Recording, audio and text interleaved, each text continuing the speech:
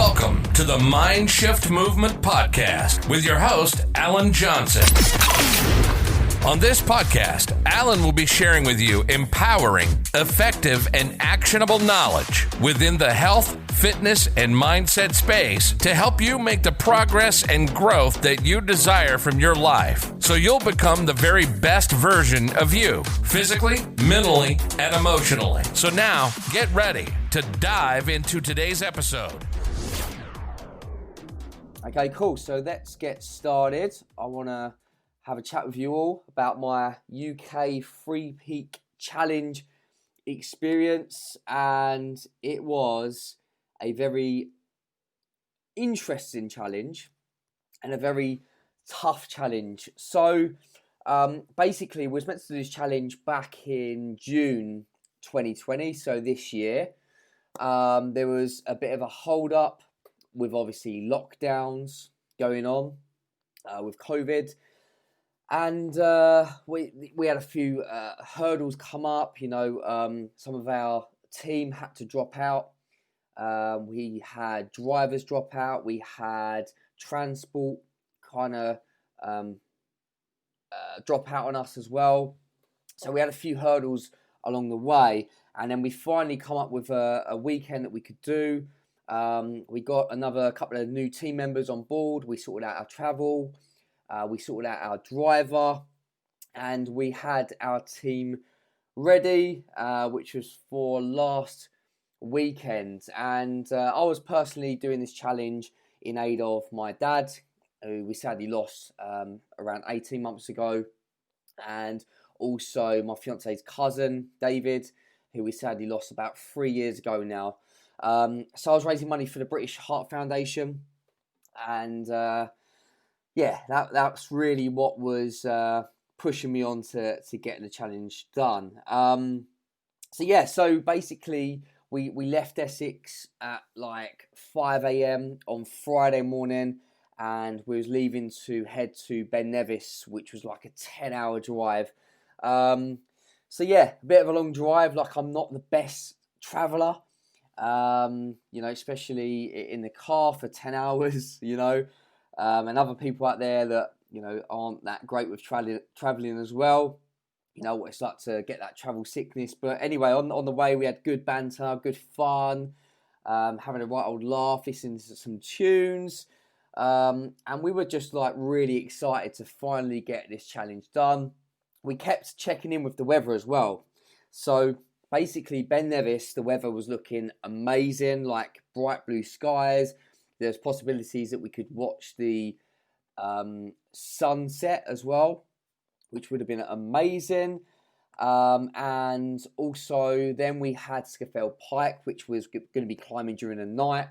The weather was looking pretty good as well, but there was a chance that we could have got hit by the rain, depending on like what time we got there, basically.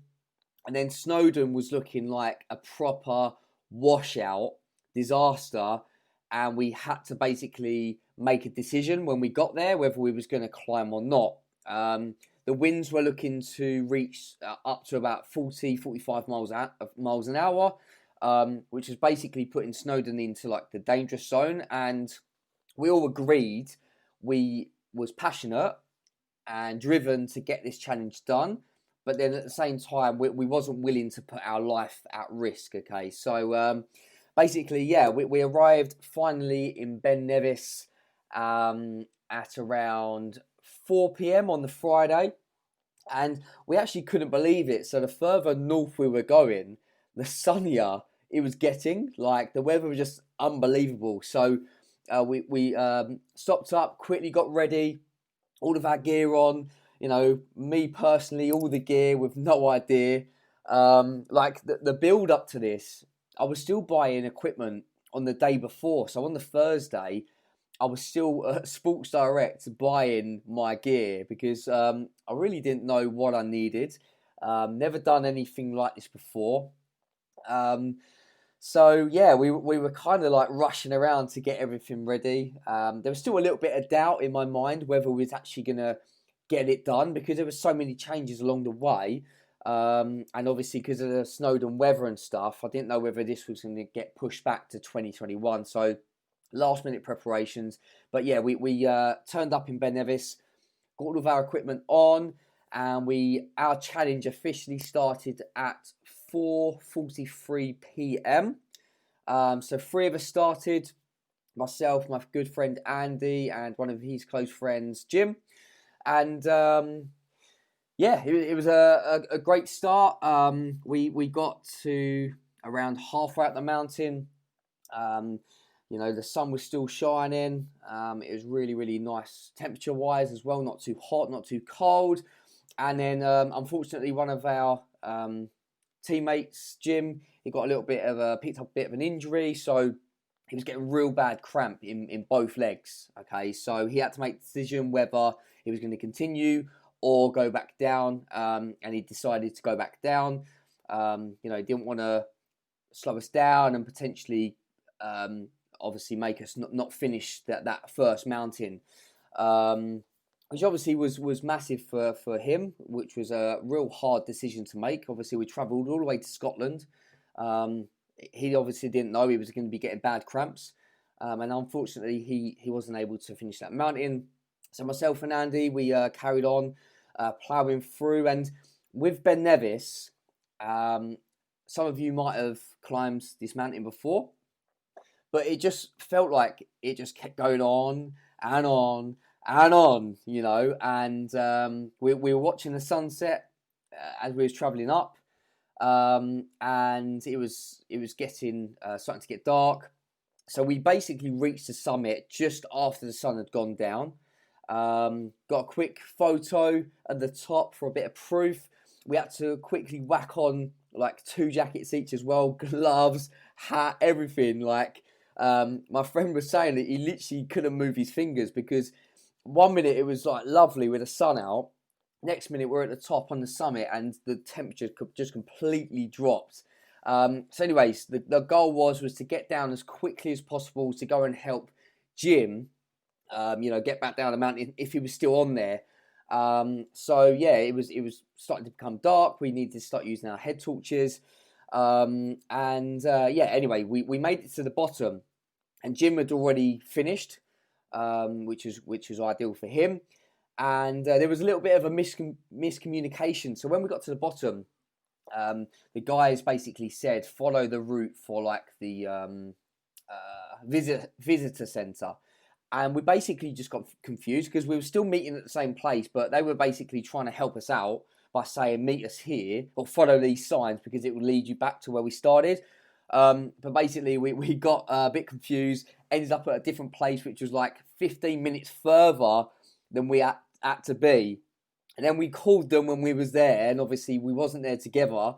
They weren't answering their phone to begin with. And obviously in our head, we're against the clock here. Like, we need to sort this out. So anyway, this basically delayed us about 30 to 35 minutes, but it was all good. So we was back in the van, getting changed as we was driving along, and then we started making our way down to Scafell Pike, which is the north of England. I think it's in the Peak District or Lake District, one of them. Okay, correct me where I'm on there if you can. And this was like a 5-hour drive. So, as we was approaching, so basically we finished Ben Nevis at about 10 p.m.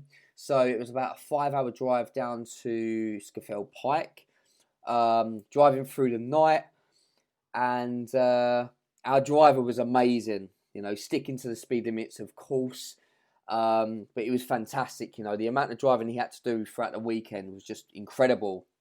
And at one point during that drive, our friend Andy thought that he'd fell asleep at the wheel. So, shouldn't laugh at these things, but it was just so funny, the panic in Andy's voice when he was shouting, Rob! And Rob was like, what's the matter? And Rob was actually awake. So yeah, it kind of cracked me up. But we didn't get much sleep on the way to Scafell. I think I probably got in about half an hour at most. I think that was just the adrenaline going, and I'm not the best with sleeping whilst I'm travelling, whether that's on planes or on cars, whatever, trains, etc. So anyway, we arrived at Scafell Pike at about 3 a.m. in the morning. And it's all like, it's in the middle of nowhere. So there's lots of like twists and turns in the roads, which was making my travel sickness go through the roof. So we actually met a guy there at 3 a.m. in the morning. So he was going to help us up the mountain. So it was one of Jim's friends, Jason, which was a massive, massive help because, we didn't have a clue where we was going. It was pitch black, obviously, middle of the night. So yeah, we actually started about 3:45 in the morning. And I just felt so tired at the start of this mountain. So with Ben Nevis, I was like very energetic. I was always at the front, trying to keep pushing the guys on. But when I first started Scafell, I felt so exhausted. Like my legs were just shattered from the first mountain, and I was just genuinely like mentally exhausted. And the dark middle of the night didn't help, of course, as well. So anyway, we battled through. We actually took the wrong path, so then we had to start going off track to get back onto the other path, which was interesting as well. Made it a bit more difficult. Jim was really struggling with his cramps again. So one of the guys that dropped out the first mountain, he decided he wanted to come up with us on the second, which was awesome. So we was really helping him, get this mountain finished. It was really misty at the time as well, so we was getting a bit wet too. And finally made it to the summit. Got the photo evidence in a pitch black at the top, and then made our way back down as quickly as we could. And then as we was near the finish, about an hour before finishing, the sun started to come up, but basically it started to get a bit brighter. That rain that we was expected started to happen as well. And on Scafell, it was really, really slippery. Like literally, Jason went straight over on his ass, and we all tried not to laugh. Then Jim went over like 3 times. It was just so slippery on the stones on the way down. And anyone that's done this when it's been raining or misty or wet, you'll know what I mean. Andy went over a few times. I went over a few times, but it was all good fun. So we finally got back to the minibus or van it was about 7 a.m. if I can remember, in the morning. And then basically we had about 9 hours to finish. Okay, so it's about a 5-hour drive to Scafell. Then we had to, quickly get ready, quickly go to the toilet, quickly do whatever else we needed to do. So in our heads, we were kind of thinking, well, we're only going to have about 3.5 hours to get up and down Snowdon in time. We was expecting really bad weather as well. But we basically just believed we could do it, right? So we started travelling to Snowdon in Wales from Scafell. So about 2 hours into that journey is when the rain started to come down like bad. The wipers were on full speed. It was going like mad. The winds were starting to pick up as well. And anyway, we managed to get to Snowdon, and we started at about 1:15, which left us about, I think that makes about 4.5 hours. So we made up some time on the journey, which was amazing. And then we quickly got ready. Jim was going to climb that last mountain with us, but literally he got out of the van, went for a short walk, and he just started cramping up again. So he decided not to do it with us. I think it was partly that weather as well that might have put him off a little bit as well. But anyway, we quickly got ready, and I felt really buzzing about this last one. I knew it was like the last peak we had to do. It was like that final push, and got all the waterproofs on, which I soon realised become non-waterproof when the rain is so hard. So basically I had like 2 waterproof jackets on, waterproof trousers, some under trousers as well, obviously boots on and everything, all good to go. And I made a bit of a boo-boo. So basically a couple of years ago when I climbed Snowdon, I went up the pig route up, and then the miners track down. And basically, it was a couple of years ago. I was exhausted, so I ended up just asking the guy there that like tends the car park, and I said to him like, "What's the route for the pig and the miners track?" And basically, he sent us up the route for just the miners. So basically, like halfway up, you meet up with a pig route. So instead of going to the pig start, we went to the miners start. And like I said, I didn't realise at first. And we started working through, and anyone that's climbed Snowdon before and you've gone down the miners track, basically the first part is you just walk for miles, but on a flat surface. So basically, like for at least an hour, you're walking flat. So in your mind, you're thinking, we're not making any progress here. Like, we need to be going up. The whole purpose of this is to get to the summit, okay, and back down as quickly as we can. So, like, I'm now thinking, oh my God, like, we can't turn around and get back to the pig route because we're going to waste like another hour. So we just had to plow on basically, and we finally got to where we started going uphill and making good progress. It was very, very tough on the knees, tough on the thighs, tough on the hips. Oh, just tough on everything. But, you know, the rain was really starting to come down. It was getting windier. But anyway, you know, it was about 15, 20 minutes from the top. And I think the worst thing you can start doing is asking people, how far is the top? Because what I realise is people's time evaluations are so different. Because you'd ask someone and they'd say, yeah, you've got an hour to the top. Okay. You'll ask someone else 10 minutes later and they'll say, you've got an hour and 15 minutes. And then you'll ask someone literally like, you know, a few minutes later, and they'll say 30 minutes to go. So I think that's the real like challenging thing with the mountains. I think you're better off not really asking anyone and just really focusing on each step at a time rather than where the peak is. But I guess when you're against the clock, we were really like conscious of time. So anyway, we finally made it to the top. We had to literally, right, as we was going up, some guy said that the winds were about 50 mile an hour at the top, at the summit.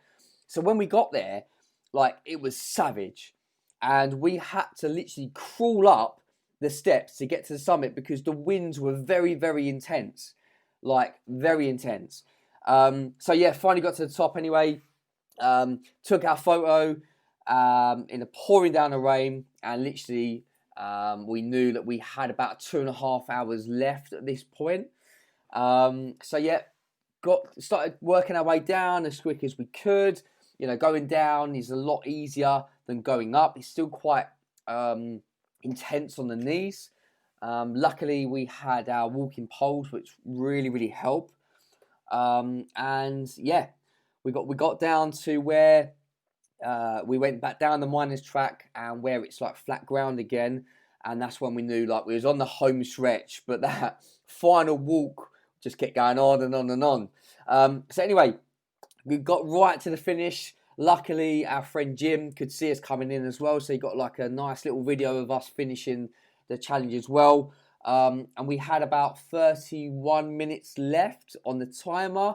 So we were literally like over the moon. We were so happy. And yeah, it was like such an amazing experience. Yeah, so basically at the end we were so soaked, just wanted to get changed as quickly as possible. Like the last hour was just horrible. It was a change. Like I could just feel the water dripping down my body. I was soaked. I was cold. And it just, yeah, it weren't a great feeling to say the least. But finally finishing that challenge was like amazing. Like the feeling inside of me was just, I felt so happy and such a feeling of like achievement, you know, and I could keep thinking about my dad and how proud he would have been of me finishing that as well. And I know he would have been with me that day as well. And many people have asked me, like, was it as intense as the home edition version I'd done as well? And the thing is like, they were so different. So the home edition, if you aren't aware, I did this on my birthday. Okay, so my 30th birthday earlier on this year, and we was in full lockdown at the time. So I thought I would, try out this challenge, raise some money for the NHS, which I ended up raising £1,500, just over.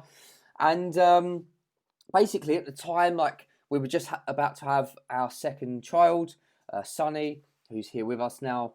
And so my fiance was heavily pregnant. We have a 2-year-old as well. I was climbing up and down on a 17-inch stool at home in our lounge. We'd just moved into this new home 8 days earlier. So I was exhausted anyway. I don't even know why I chose to do this challenge. Like, obviously, I wanted to raise some cash for the NHS because of the great job they were doing. But I questioned myself a lot. But the challenge with that is, obviously, it was very boring going up and down onto the chair. I couldn't even have music on, really, because Facebook kept alarming me. If you don't turn off the music, we're going to obviously cut you off, basically, the live video, because I've done it on Facebook Live. And obviously, I was worried about Alfie being a bit too naughty, so that had put my fiance, who's pregnant, under pressure, and do you know what I mean? It was a bit of a mind battle, really, but it got done. And then with this real challenge I'd done, it was amazing seeing all the sights. But then I was up against it with, like, the weather, climbing in the night, climbing in the rain, the winds, etc. The travelling as well in between. It was a 23.5-hour challenge in the end. Plus, we had the drive before to Ben Nevis, which was 10 hours. So that's like 33.5 hours. And then obviously we had to drive back from Snowdon after. So it ended up being like a 40-hour experience. So basically, they were both challenges were as savage as each other. But I definitely wouldn't do the home edition again. And the 3 peak challenge, I'm not sure if I'll do the 3 peaks again, but I hear there's a 5 peaks challenge. So I am considering doing that one. I'm looking more into it. It's like a 48-hour challenge. Let me know if you've done the 3 peak 24-hour challenge before. And also let me know if you've ever done or know anyone that's done the 48-hour one as well. That'd be really cool. So, yes, it was an incredible experience. So grateful that I did it. If I was to do anything like this again, I would definitely stay up in the place where I'm first climbing the night before to get like a good night's sleep and some rest ready for the next day. And I think also I would stay at the last mountain so we haven't got to travel back as well. I think that's what I would do differently. I would definitely prepare myself a lot better with like equipment. That's my own fault. Just obviously I didn't know whether it was actually going to happen this year or not because of like weather and all the letdowns that we had. But I take full responsibility, of course, for that. I just need to be more prepared in future. But I would definitely 100% recommend it for anyone that, really wants to push themselves, really wants to find a challenge that they can utilize to raise some money for charity. That is it from me. If you have any questions whatsoever, then you can get me on any social media platforms. I hope you enjoyed the episode, and I'll see you all on the next episode, guys. Take care. Thank you for listening to this episode of the Mind Shift Movement Podcast with Alan Johnson. Make sure you join Alan's free Facebook community group, the Mind Shift Movement Podcast Community. Please support the show by clicking subscribe on your favorite podcast platform. Share this episode with at least one friend that would benefit from it, and share the episode on your social media stories. Please go and leave us a 5-star review to help us reach out to more potential listeners, and we really look forward to bringing you the next episode.